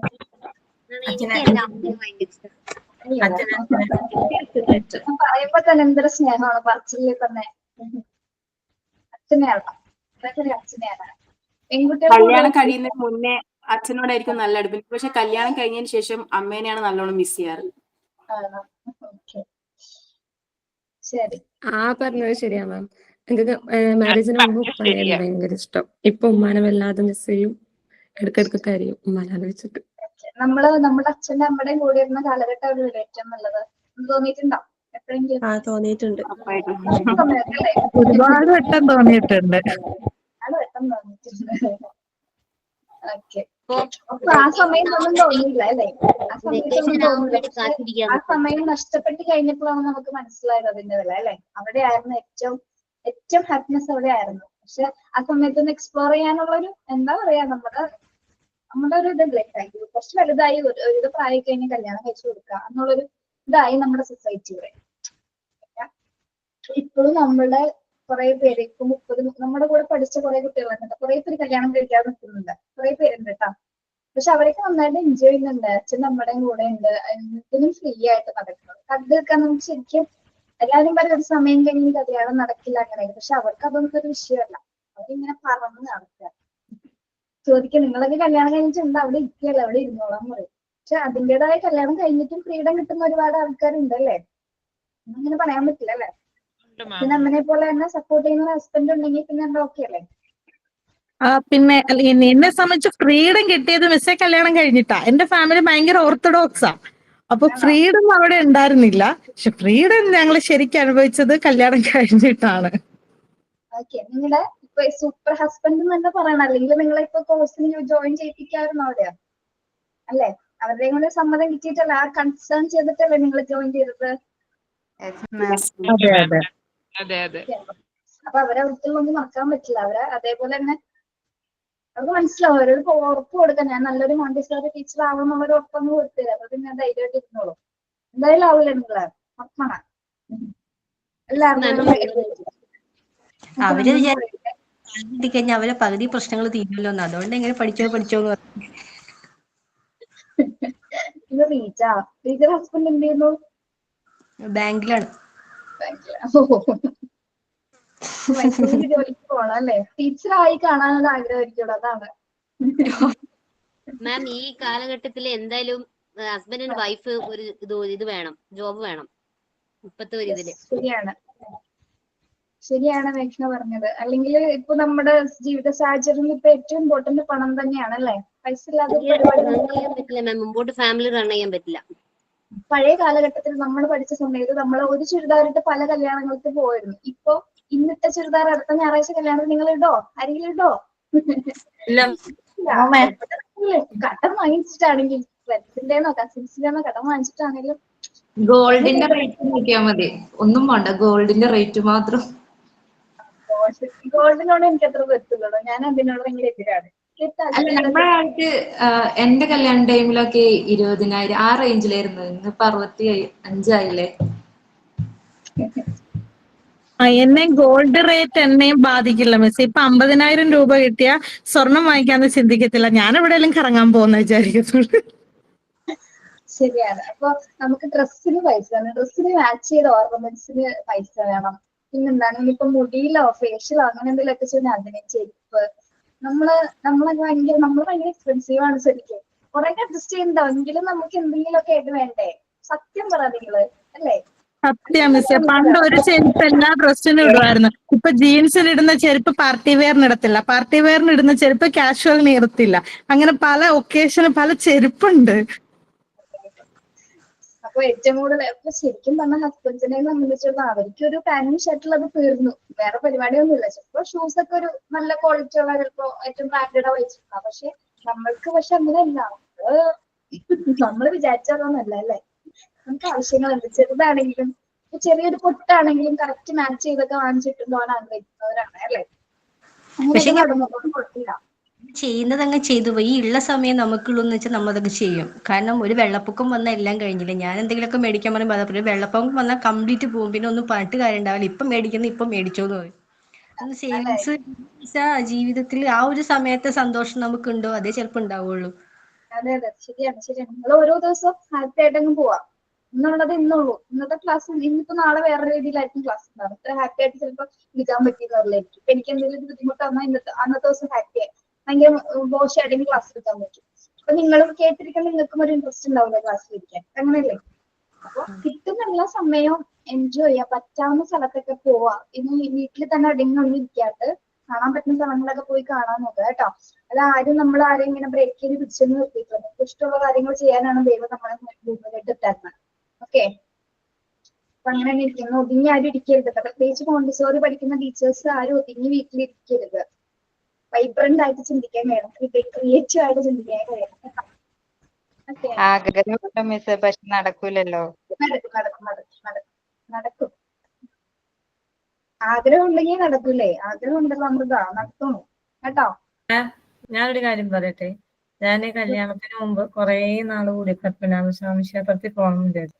കല്യാണം കഴിഞ്ഞിട്ട് അത് കഴിഞ്ഞിട്ട് കല്യാണം കഴിഞ്ഞ് 2 പിള്ളേരായി കഴിഞ്ഞ ശേഷം എനിക്ക് അമ്പലത്തിൽ പോയി തൊഴാൻ പറ്റി. കുറേ നാൾ ആദ്യം ഒന്ന് പ്ലാൻ ചെയ്യും. ഇപ്പൊ നെക്സ്റ്റ് പീരീഡ് ഡേറ്റ് ഒക്കെ നോക്കിയിട്ട് ഒരു ഡേറ്റ് ഒക്കെ തീരുമാനിക്കുക. ഞങ്ങൾ പോയി കുറേ നാൾ കൂടി പുള്ളിയോട് പറഞ്ഞിട്ട് അങ്ങനെ പോകാൻ പറ്റി. പുള്ളി സാധിച്ചു പോവാനായിട്ട്. ഓക്കെ, അതൊക്കെ കാണാം. ഞാനും പോയിട്ടുള്ള പത്മനാഭസ്വാമി ക്ഷേത്രം കാണണമെന്ന്. നമ്മള് ഗുരുവായൂരപ്പന്റെ ആളാണോ? അവിടെയൊക്കെ പോകാറ്. പത്മനാഭൻ നമ്മളെ പോലെയല്ല, ഭയങ്കര കോസ്റ്റ്ലി ആണ്. ഞാൻ പ്രാവശ്യം കഷ്ടപ്പെട്ട് അവിടം വരെ പോയിട്ട് നോക്കുമ്പോ എങ്ങനെയൊക്കെയൊക്കെ ഇടിച്ചതൊക്കെ ഉള്ളിൽ കയറി നോക്കുമ്പോ ഒരു ഭാഗം കാണെങ്കിൽ ഇത്ര പൈസ, ഇപ്രവശം കാണെങ്കിൽ ഇത്ര പൈസ. നമ്മൾ അത്രയും റിസ്ക് എടുത്ത് നമ്മൾ അവിടെ പോയിട്ട് കാണുമ്പോൾ ദൈവത്തിന് ഈ പൈസ കൊടുത്തിട്ട് കാണുന്ന പറയുമ്പോൾ നമുക്ക് എന്തോ മടുക്കും. നമ്മള് സെയിം ഞാൻ പറയട്ടെ, ഇപ്പൊ ഗുരുവായൂർ പോയാലല്ലേ, ഞാൻ ഇതുവരെ കണ്ണന് വ്യക്തമായിട്ട് കണ്ടിട്ടില്ല. ഏറ്റവും അറ്റത്താണ് ഇരിക്കുന്നത് പുള്ളി. അറ്റത്ത് നമ്മൾ ചെറിയ ശ്രീകോവിൽ എന്ന് പറഞ്ഞാൽ വളരെ ചെറുതാണ്, പോയവർക്ക് അറിയാൻ പറ്റും. കണ്ണട വെച്ച് നോക്കിയാൽ പോലും ശരിക്കും മനസ്സിലാവില്ല. അറ്റത്തിരിക്കും. അത്രയും വെയിറ്റ് ചെയ്ത് ഒന്നും കാണാൻ നോക്കുമ്പോൾ ഒന്നും കാണാൻ പറ്റില്ല. ചെന്ന് നിൽക്കുമ്പോൾ തന്നെ അവരങ്ങ് തള്ളി മാറ്റും. വെറുതെ അവിടെ വരെ പോകും. പക്ഷെ അവിടെയും ശരിക്കും ചില ദൈവങ്ങളൊക്കെ ഞാൻ വിചാരിക്കും, ഗുരുവായൂരപ്പനെ കാണണമെങ്കിലും അവിടെ ഉണ്ടാവും ഇങ്ങനെ അടുത്തുനിന്ന് കാണാൻ VIPസിന് 2000 രൂപ കൊടുത്താൽ റീജ അവിടെ അടുത്തെങ്കിലും കേറിയില്ല. ഞങ്ങള് കാണാൻ പത്മനാഭസ്വാമി ക്ഷേത്രം കാണാൻ വേണ്ടി എന്റെ പാമ്പിടിച്ച ഹസ്ബൻഡ് ആ നട്ടാക്കുറുക്കാത്ത വെയിലത്ത് ഷർട്ടും ഇടാതെ ഞങ്ങൾ അതിനകത്തോട്ട് ചെയ്തിട്ട് അകത്ത് പോലും കയറ്റിയില്ല. ആരുടെ VIP വരുന്നെന്ന് പറഞ്ഞ് എല്ലാരും ഇറക്കി വിട്ട് ഇടിയും തള്ളി ആദ്യത്തെ ഗേറ്റും കിടന്ന് കയറിയതാണ്. അപ്പൊ VIP ആരോ വരുന്നെന്ന് പറഞ്ഞ പകുതി ആളുകളെ ഇറക്കി വിട്ട്. ഒന്ന് കാണാൻ വേണ്ടി പോയതാണ്. ഇത്ര നിധിയൊക്കെ ഉള്ളതല്ലേ. ക്യാപ്ഷൻ കൊള്ളാം, പാവം പിടിച്ച ഹസ്ബൻഡ് അല്ലേ. ആ അമ്പലത്തില് 1 ക്യൂ. അത് കഴിഞ്ഞിട്ട് കുറച്ചു നേരം കഴിഞ്ഞിട്ടേ നമ്മൾ തൊഴാൻ പറ്റത്തുള്ളൂ. അതിനും ഭേദം പാവപ്പെട്ട അമ്പലങ്ങളിൽ പോയിട്ട് അവിടെ പൂജാരിക്ക് ഒരു 10 രൂപയും കൊടുത്തിട്ട് ദൈവത്തിനെയും കണ്ട് എല്ലാ കാര്യങ്ങളും പറഞ്ഞിട്ട് പോരണതാ. ദൈവമൊക്കെ നമ്മുടെ ഉള്ളിൽ തന്നെ ഇല്ലണം. പിന്നെ നമ്മള് കാണാൻ ആഗ്രഹിച്ചു പോകുന്ന കുറച്ച് സ്ഥലക്ഷേത്രങ്ങൾ എന്ന് പറഞ്ഞാൽ നമ്മുടെ ആരാധനാലയങ്ങളാണ്. അപ്പൊ അതിനെ റെപ്രസെന്റ് ചെയ്താണ് നമ്മൾ പോകുന്നല്ലേ. പോകുമ്പോ ഒരു ഹിസ്റ്റോറി അമ്പലത്തിലൊക്കെ പോയി കഴിയുമ്പോൾ ഒരു പ്രത്യേകമായ ഒരു ഫീലിംഗ് ആണ്. നമുക്ക് പറഞ്ഞറിയാൻ പറ്റില്ല ഫീലിംഗ്. അതിലായാലും അമ്പലത്തിലാണ്. പത്മനാഭസ്വാമി ക്ഷേത്രത്തില് ഇപ്പോഴാണ് ഒത്തിരി റെസ്ട്രിക്ഷൻസ് ഒക്കെ വന്നത്, കുറച്ച് വർഷങ്ങൾ കൊണ്ട്. അവിടെ നിധി അങ്ങനത്തെ കാര്യങ്ങളൊക്കെ കണ്ടുപിടിച്ചതിന് ശേഷമാണ് ഇത്രയും കോസ്റ്റ്ലി ആയിട്ടൊക്കെ അവിടെ വന്നത്. എന്റെയൊക്കെ കുട്ടിക്കാലത്താണ് ഞങ്ങൾ സ്ഥിരം പോകുന്ന അമ്പലമായിരുന്നു.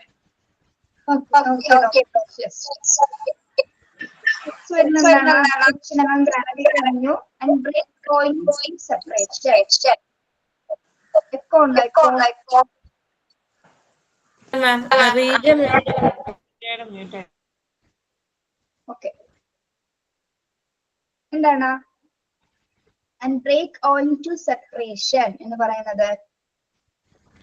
parents and break all into separation. അതൊരുമിച്ച് നോക്കുക. എന്താണ് break all into separation എന്ന് പറയുന്നത്?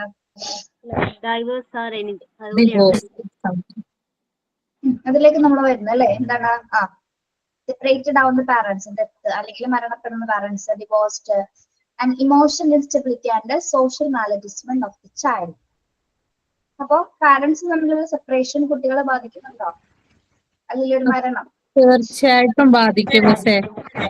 അവിടെ നിൽക്കട്ടെ, ഡിവോഴ്സ് അവിടെ നിൽക്കട്ടെ, നമുക്ക് ഡെത്ത് നോക്കാം. മരണം അല്ലെ, മരണത്തെ സംബന്ധിച്ചെടുത്ത് നോക്കാം. ഒരു കുഞ്ഞിനെ അമ്മ അല്ലെങ്കിൽ അച്ഛൻ ആര് നഷ്ടപ്പെട്ടാലും ഒരേ വേദന തന്നെയാണ്, പ്രത്യേകിച്ച് അമ്മ നഷ്ടപ്പെടുക അല്ലെ. അത് നമ്മൾ നേരത്തെ പറഞ്ഞ പോലെ അമ്മയും കുഞ്ഞും തമ്മിലുള്ള ഒരു അടുപ്പം നമുക്ക് നിർവചിക്കാൻ പറ്റാത്തതാണ്. അതേപോലെ തന്നെ സെയിം വേദന തന്നെയാണ് എന്ത് മരിച്ചാലും അല്ലെ. അമ്മ ഇല്ലാത്തൊരവസ്ഥയും സെയിം വേദനയാണ്. ശരിക്കും നമ്മളുടെ ഓൾ ഇൻ ഓൾ എന്ന് പറയുന്നത് അമ്മ തന്നെയാണ് അല്ലെ. അമ്മയില്ലാത്ത ഒരു സമയം വളരെയധികം, അത് ഇല്ലാത്തവർക്ക് അത് മനസ്സിലാവും. എനിക്ക് മനസ്സിലാവും. എന്റെ ഒരു വയസ്സിൽ എന്റെ അമ്മ മരിച്ചതാണ്. ഒരു വയസ്സിൽ മരിച്ചു. അന്ന് മുതൽ ഇന്ന് വരെ എനിക്ക് അതൊരു സെപ്പറേഷൻ ഫീലിംഗ് തന്നെയാണ്. അത് ആ ഒരു കുറവ് നികത്താനായിട്ട് ആർക്കും സാധിച്ചില്ല. ഇപ്പോൾ ഓരോ നിമിഷം ചെയ്യുന്ന കാര്യങ്ങളെല്ലാം നന്നായിട്ട് കുറവ് നമുക്ക് മനസ്സിലാക്കാൻ സാധിക്കും അല്ലേ? ഇല്ലാത്തവർക്ക് അത് മനസ്സിലാവും ആ ഫീലിംഗ് എങ്ങനെയാണെന്ന്. നമുക്ക് ഒരിക്കലും അത് പറയാൻ പറ്റില്ല. അമ്മ ഇല്ല എന്നുള്ളൊരു അവസ്ഥ അതെല്ലാവരും ഇമോഷണലി ആണ്. കുട്ടികളെ സംബന്ധിച്ചിടത്തോളം നമുക്ക് എല്ലാ കാര്യങ്ങളിലും ഇപ്പൊ നമുക്കറിയാം നമ്മുടെ കുട്ടികൾക്ക് നിങ്ങൾ ചെയ്തു കൊടുക്കുന്ന കാര്യങ്ങള് ഒരു ദിവസം നിങ്ങൾക്ക് ചെയ്തു കൊടുക്കാൻ പറ്റുന്നില്ല എന്ന് നിങ്ങളൊന്ന് ആലോചിച്ച് നോക്കി. അപ്പൊ നമുക്ക് മനസ്സിലാവും ഒരു ഫീലിംഗ് എന്താണ്. അപ്പൊ അതറിയാത്തവരുടെ കാര്യം ഞാൻ പറഞ്ഞത് അല്ലേ? ശരിയല്ലേ? ശരിയാണ്. ആ ഇനിയിപ്പോ നാളെ യൂണിഫോം ഇട്ട് കൊടുക്കാൻ നമ്മളില്ല എന്ന് നമുക്ക് ചിന്തിക്കാൻ പറ്റില്ല അല്ലേ? അപ്പൊ ഇല്ലാത്ത എന്തോരം കുട്ടികളുണ്ട് പാരന്റ്സ് ഇല്ലാത്ത. അച്ഛനും അമ്മ ഒരേപോലെ മരിച്ചവരുണ്ട്. അങ്ങനെയുള്ളവർ അതൊക്കെ ഒരിക്കലും പറഞ്ഞാൽ ഏറ്റവും കുട്ടികൾ ഇമോഷണലി അൺസ്റ്റേബിൾ ആവുന്ന ഒരു സമയമാണ് അല്ലെ? അവർക്ക് ഒരിക്കലും പിന്നെ അങ്ങനെയുള്ള കുറെ കാറ്റഗറിയിലെ ആൾക്കാരാണ് ചിലപ്പോൾ മറ്റു ക്രൈംസിലോട്ടൊക്കെ പോകുന്നുണ്ട്. അപ്പൊ അത് ചിലവർ മാത്രം, ചിലവർ എന്താണ് മാനസികമായ ബുദ്ധിമുട്ട്, മാനസികമായി തകർന്നുകൊണ്ട് പോകുന്ന കുട്ടികളുണ്ട്, പഠിത്തത്തിൽ മോശമായി പോകുന്നവരുണ്ട്. പക്ഷെ ഒരേപോലെ തന്നെ ഇതിലും രക്ഷപ്പെട്ട് വരുന്ന കുട്ടികളുണ്ട്. നമുക്ക് രണ്ടും രണ്ടായിട്ട് തന്നെ പറയാം. ഓക്കെ, അപ്പൊ ആ ഒരു സെപ്പറേഷൻ എല്ലാ കുട്ടികളെയും എന്താണ് ഒരേപോലെ ബാധിക്കുന്നുണ്ട്. ഒന്നുകൂടെ പറഞ്ഞത് അച്ഛനായിക്കോട്ടെ അമ്മയായിക്കോട്ടെ. പക്ഷെ ഏറ്റവും കൂടുതൽ അമ്മ പോകുന്നതാണ് ഏറ്റവും ഒരു ബുദ്ധിമുട്ടായിട്ട് നമുക്ക് പറയാൻ പറ്റുന്നത്. ഓക്കെ, എനിക്ക് മനസ്സിലായിട്ടുണ്ട്. എന്റെ ഓരോ സ്റ്റേജിലും എന്റെ വളർച്ചയുടെ ഓരോ സ്റ്റേജിലും എനിക്ക് എന്റെ അമ്മ ഉണ്ടായിട്ടില്ല. അപ്പൊ അത് എനിക്ക് ഏറ്റവും കൂടുതൽ നിങ്ങളോട് പറഞ്ഞു തരാൻ മനസ്സിലാക്കി തരാൻ പറ്റുന്നത്. ഓരോ ഘട്ടം എന്ന് പറയുമ്പോൾ നിങ്ങൾക്ക് അറിയാലോ, ഒരു പെൺകുട്ടിയെ സംബന്ധിച്ചിടത്തോളം നമുക്ക് ഒരുപാട് ഘട്ടങ്ങളുണ്ട് അല്ലേ? ഒരുപാട് ഘട്ടങ്ങളുണ്ട്. നമ്മൾ ഏറ്റവും മോശമായി പോകുന്ന ഘട്ടങ്ങളുണ്ട്, ഏറ്റവും മോശം അവസ്ഥ മാത്രമല്ല അമ്മ വേണമെന്ന് പറയുന്നത്. ഹാപ്പിയസ്റ്റ് മൊമെന്റിൽ അമ്മ വേണം.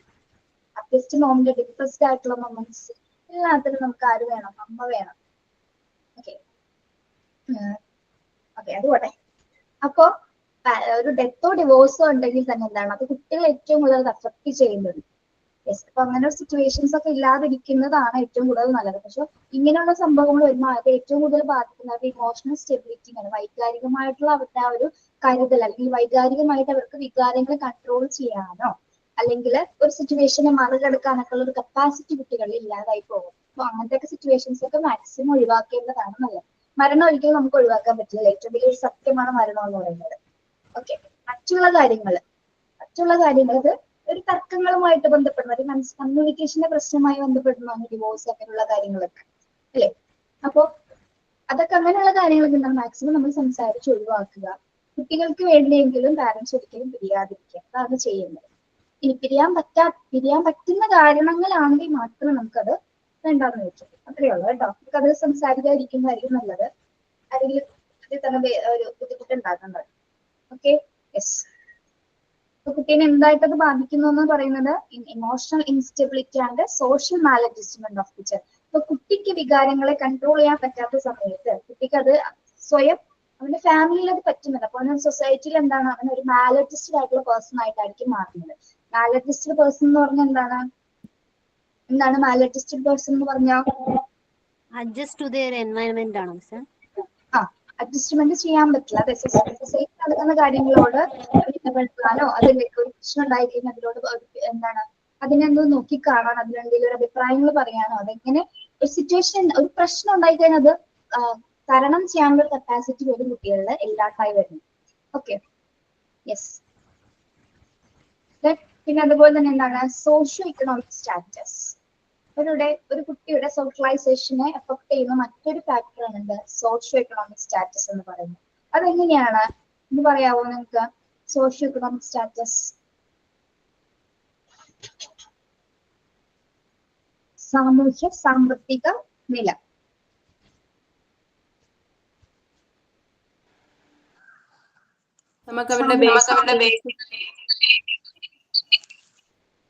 ആരാ പറയുന്നേ? റീജ ആണോ?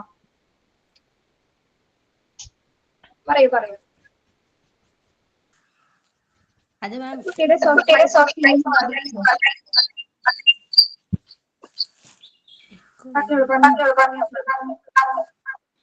അത് മാം നമ്മളെ ഇപ്പം ഒരു ഫാമിലിയിലെ ആ ഫാമിലിയിലെ എക്കണോമിക് പൊസിഷൻ എത്രയുണ്ടെന്ന് വെച്ചാൽ അതിനനുസരിച്ചിട്ട് ആ കുട്ടിക്ക് സൊസൈറ്റിയിൽ ബിഹേവ് ചെയ്യാൻ പറ്റുള്ളൂ. പിന്നെ എങ്ങനെയാ ഇപ്പൊ ഒട്ടും കഴിവില്ലാത്ത ഒരു ഫാമിലി ഒക്കെ ആണെങ്കിൽ ആ കുട്ടീൻ്റെ കയ്യിലെ എക്യുപ്മെന്റ്സോ അല്ലെങ്കിൽ ഡ്രസ്സിങ് രീതിയോ പിന്നെ ആ കുട്ടിയുടെ ആവശ്യങ്ങളും അതിൽ ഒതുങ്ങിയതായിരിക്കും. കുറച്ചും കൂടെ ഒരു എക്കണോമിക് സ്റ്റെബിലിറ്റി ഉള്ള ഫാമിലി ആണെങ്കിൽ അവരുടെ ആവശ്യങ്ങൾ അതിനനുസരിച്ച് വലുതായിരിക്കും.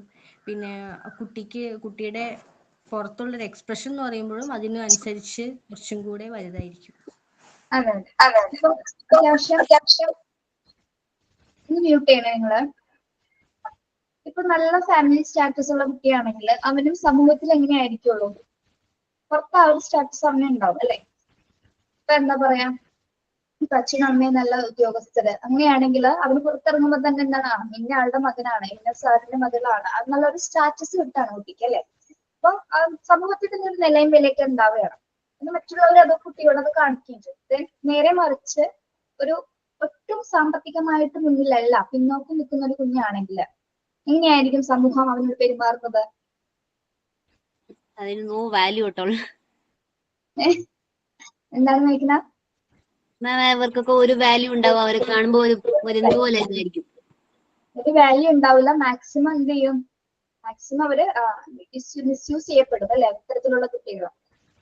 കാരണം ഇപ്പൊ നല്ല ഡ്രസ്സൊക്കെ ഇട്ടിട്ട് പോകാനായിട്ടോ സ്കൂളിൽ പോകാനുള്ള സിറ്റുവേഷൻസ് ഉണ്ടാവില്ല അവന്. അപ്പൊ എത്ര മോശമാണെന്ന് ഉദ്ദേശിക്കുന്നത് ഏറ്റവും പഴകിയ ഡ്രസ്സൊക്കെ ഇട്ട് ചിലപ്പോൾ കുഞ്ഞുങ്ങൾ പോകുന്നുണ്ടാവാം. പക്ഷെ അതിനെ തന്നെ കളിയാക്കാനായിട്ട് ഒരു സമൂഹം ഉണ്ടാവും അല്ലെ?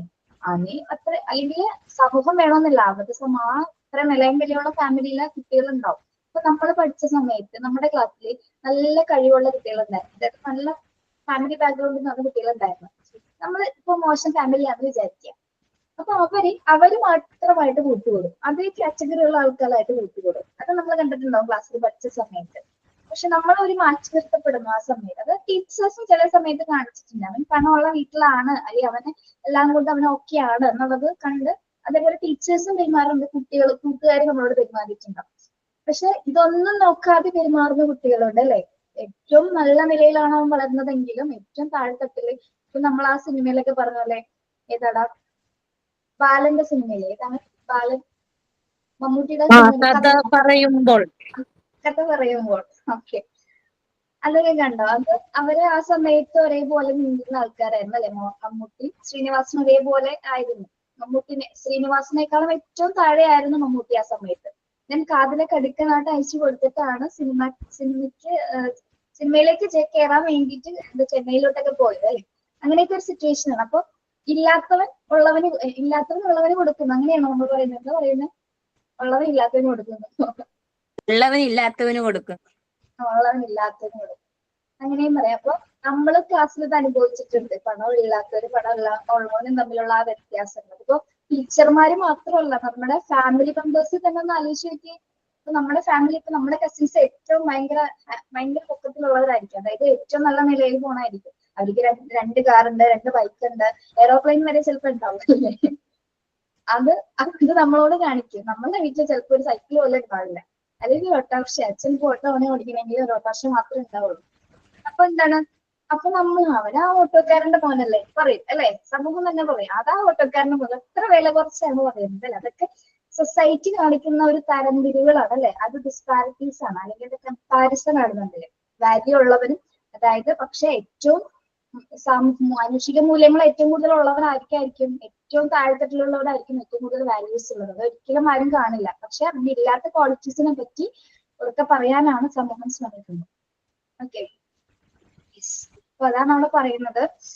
സോഷ്യോ എക്കണോമിക് സ്റ്റാറ്റസ് ഒരു കുട്ടിയെ സംബന്ധിച്ചിടത്തോളം അവന്റെ ആ സാമ്പത്തികമായിട്ടുള്ള ആ ഒരു സിറ്റുവേഷൻ അവനെ ഒരുപാട് ബാധിക്കുന്നുണ്ട്. തിരിച്ച് ഒരു സൊസൈറ്റിയിലേക്ക് ഇറങ്ങുമ്പോൾ, അല്ലെങ്കിൽ ഇത്രേ ഉള്ളൂ, സൊസൈറ്റിയിൽ നമ്മൾക്ക് ഒരു സ്റ്റാറ്റസ് ഇല്ലാത്ത നമുക്ക് യാതൊരു വില ഉണ്ടാവില്ല അല്ലെ? നമുക്ക് 10 പൈസക്ക് വരുമാനം ഇല്ലെന്നാണെങ്കിൽ നമുക്ക് ആർക്കും ഒരു വില ആരും തരില്ല.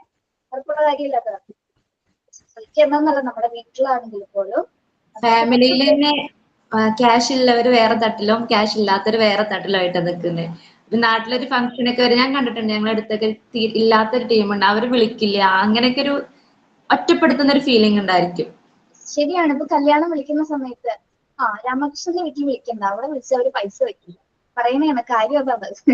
പൈസ വെക്കില്ല, വേണ്ട, ശരിക്കും ശരിയല്ലേ? ശരിയാണ്.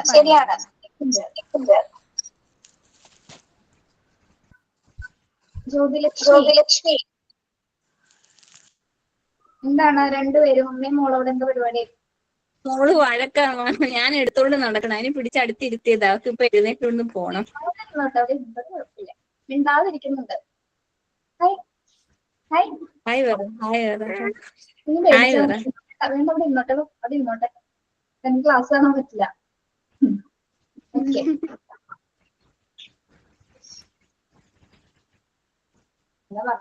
നെക്സ്റ്റ് വരുന്നത് the customs and traditions. Customs and traditions എന്താണ്? കസ്റ്റംസ് പ്രാക്ടീസ് ഓഫ് ബിഹേവിയറും പിന്നെ അവരുടെ റിത്തൂൾസ്. പ്രാക്ടീസ് ഓഫ് ബിഹേവിയർ ആൻഡ് റിത്തൂൾസ് അല്ലേ അവരവരുടെ ജനറേഷൻ അനുസരിച്ച് പർട്ടിക്കുലർ അവരുടെ കൾച്ചർ, ആചാരങ്ങൾ, പാരമ്പര്യങ്ങൾ അല്ലേ? യെസ്. അവിടെ തന്നെ ഒരുപാട് പ്രശ്നങ്ങളുണ്ടല്ലേ, ആചാരങ്ങളും പാരമ്പര്യങ്ങളും പറയുമ്പോൾ തന്നെ. നമ്മൾ എങ്ങനെയുള്ള ഒരു സൊസൈറ്റിയിലാണ് ജീവിക്കുന്നത്? I also want to thank you, my friends, for all the involvement and cooperation, and also sharing experience for your life. Okay, ശരി. എനിക്ക് അതൊന്ന് മലയാളത്തിൽ പറഞ്ഞു കുട്ടികൾക്ക്. എന്താ മിസ്സേ പറഞ്ഞ കേട്ടില്ല. റിഞ്ച എന്തോ പറഞ്ഞു, മനസ്സിലായില്ല. നമുക്കതൊന്ന് എക്സ്പ്ലെയിൻ ചെയ്യാനാ പറഞ്ഞത്. അത് തന്നെയാണ് ഉദ്ദേശിച്ചത്, ട്രഡീഷണൽ. Okay okay. അതെ, അപ്പൊ നമ്മള് ഇവിടെ പറയുന്നത് എന്താണ്? സോഷ്യലൈസേഷനെ അഫക്ട് ചെയ്യുന്ന ഫാക്ടേഴ്സ് ആണ് നമ്മൾ പറയുന്നത്. ഒരു കസ്റ്റംസും ട്രഡീഷൻസും എങ്ങനെയാണ് കുട്ടികളെ അത് ബാധിക്കുന്നത്? കസ്റ്റംസ് ആൻഡ് ട്രഡീഷൻസ്, നമ്മളുടെ ആചാരങ്ങളും പാരമ്പര്യങ്ങളും മിസ്, നമ്മളെ ശരിക്കും നമ്മുടെ ആഗ്രഹങ്ങളെ വരെ തളച്ചിട്ട് കളയും ഈ സാധനം എന്ന് പറയുന്നത്. നമ്മളെ ചെറുപ്പത്തിലേ തൊട്ട്. ഞാൻ എന്റെ എക്സ്പീരിയൻസിൽ പറഞ്ഞാല്, ഞാൻ ഖത്തർ എയർവേസിൽ ജോലി കിട്ടിയ വ്യക്തിയാണ്. 6 അക്ക ശമ്പളത്തിന്, 5 അക്കമല്ല 6 അക്ക ശമ്പളത്തിന് ഖത്തർ എയർവേസിൽ ജോലി കിട്ടിയ വ്യക്തിയാണ്. പക്ഷെ എന്റെ ഫാമിലിയെ സംബന്ധിച്ചിടത്തോളം ഖത്തർ ഇപ്പൊ നമുക്ക് പ്രശ്നമില്ല. ഒരു ക്യാബിൻ ക്രൂ എന്നൊക്കെ പറഞ്ഞാൽ ഇപ്പൊ പ്രശ്നമില്ല എന്ന് ആളുകൾ ചിന്തിക്കുന്നുണ്ട്. പക്ഷെ എനിക്ക് ജോലി കിട്ടുന്ന ഒരു 5 or 6 years മുമ്പായിരുന്നു. അപ്പൊ ആ സമയത്ത് എന്റെ ഫാമിലി ചിന്തിച്ചിരുന്നെന്ന് പറഞ്ഞാല്, ഇതെന്തോ മോശപ്പെട്ട ജോലിയാണ്, ക്യാബിൻ ക്രൂ എന്നൊക്കെ പറയുന്നത് മോശപ്പെട്ട ജോലിയാണ്, നമ്മളെ നാട്ടുകാർ കുറ്റം പറയും. നമ്മുടെ ഫാമിലിയിൽ, എന്റെ ഫാമിലിയിൽ എല്ലാവരും ഭയങ്കര ഉസ്താദന്മാർ അങ്ങനെയൊക്കെയാണ്. അപ്പോ നമ്മുടെ ആ വിശ്വാസങ്ങൾക്കൊക്കെ നമ്മൾ എതിരായിട്ട് പ്രവർത്തിക്കുകയാണ്, അങ്ങനൊക്കെ പറഞ്ഞിട്ട് എന്നെ വിട്ടില്ല. ഇപ്പൊ ഞാൻ എവിടെ ഇരിക്കേണ്ട, എന്ത് ശമ്പളം വാങ്ങിക്കേണ്ട ആളാ? ഈ ഫാമിലിയിൽ ആരും ഇപ്പൊ നമുക്ക് ഒരു പ്രശ്നത്തിന് നമ്മളെ സഹായിക്കുന്നില്ലല്ലോ. പക്ഷെ ആ ബിലീഫ്സിന്റെ പുറത്ത്, അല്ലെങ്കിൽ നമ്മുടെ സമൂഹം നമ്മളെ കുറിച്ച് എന്ത് ചിന്തിക്കും, ആ ഒരു ചിന്തയുടെ പുറത്ത് നമ്മുടെ കുടുംബത്തിന്റെ പാരമ്പര്യം, കുടുംബത്തിന്റെ മാഹാത്മ്യം ഇതൊക്കെ പറഞ്ഞിട്ട് എന്റെ ലൈഫ് പോയില്ലേ? ആണ് അതിന്റെ ഏറ്റവും പ്രധാനപ്പെട്ട പോയിന്റ് അത്. ക്യാബിൻ ക്രൂയിലേക്കോ? എവിടെയായിരുന്നു? അതെ, ക്യാബിൻ ക്രൂയിലേക്ക് ഖത്തർ എയർവേസിൽ. ആകാശത്തിൽ പറന്ന് നടക്കുന്ന ആളാണ് നമ്മുടെ കൂടെ സംസാരിക്കുന്നത്. എന്ത് പറ്റിയതാണ്? പണിയെടുക്കായിരുന്നില്ലേ? എനിക്ക് പോണോന്ന് ഭയങ്കര ആഗ്രഹം ഉണ്ടായിരുന്നു. പക്ഷേങ്കില് അന്നേരം എന്നൊക്കെ പറഞ്ഞ എല്ലാവർക്കും എന്തോ ഭയങ്കര മോശപ്പെട്ട ജോലിയായിട്ട് ക്യാബിൻ ക്രൂ എന്നൊക്കെ പറഞ്ഞു. എല്ലാവരും ഫാമിലിയില് വേറെ പണിയൊന്നുമില്ലേ, പെൺപിള്ളേർക്ക് വേറെ ഭർത്താവും കുടുംബജീവിതം ഒന്നും പറ്റത്തില്ല, അതാണ് ഇതാണ് എന്നൊക്കെ പറഞ്ഞിട്ട് വിട്ടില്ല. നല്ലൊരു ചാൻസാണ് മിസ് ചെയ്ത് കളഞ്ഞത്. ശരിക്കും പോയിരുന്നെങ്കില് പോയി താൻ ജോലിക്ക് കയറി നല്ല പൊസിഷൻ എത്തിക്കഴിഞ്ഞാൽ ഈ പറഞ്ഞ ആൾക്കാരുടെ അതിന്റെ കൂടെ നിന്നാനേ. എയർപോർട്ട് ബേസ്ഡ് ആയിട്ടുള്ളതാണ്. മെയിൻ ആയിട്ട് എന്നെ പറഞ്ഞത് എന്താണ്, സെക്ഷലി ഡ്രസ്സിങ് ഉണ്ടല്ലോ നമ്മള്, അത് ഞങ്ങള് മുസ്ലിംസിന് ഇപ്പൊ ഹെയർ ഒന്നും കാണാൻ പറ്റത്തില്ല, നമ്മള് ഫ്രോക്ക് അങ്ങനത്തെ ഐറ്റം സാധനങ്ങൾ, അത് മുട്ടിന്റെ താഴെയുള്ള ഡ്രസ്സ് അങ്ങനെയൊന്നും കാണാൻ പറ്റത്തില്ല എന്നാണ് എന്നെ ഒഴിവാക്കിയത്.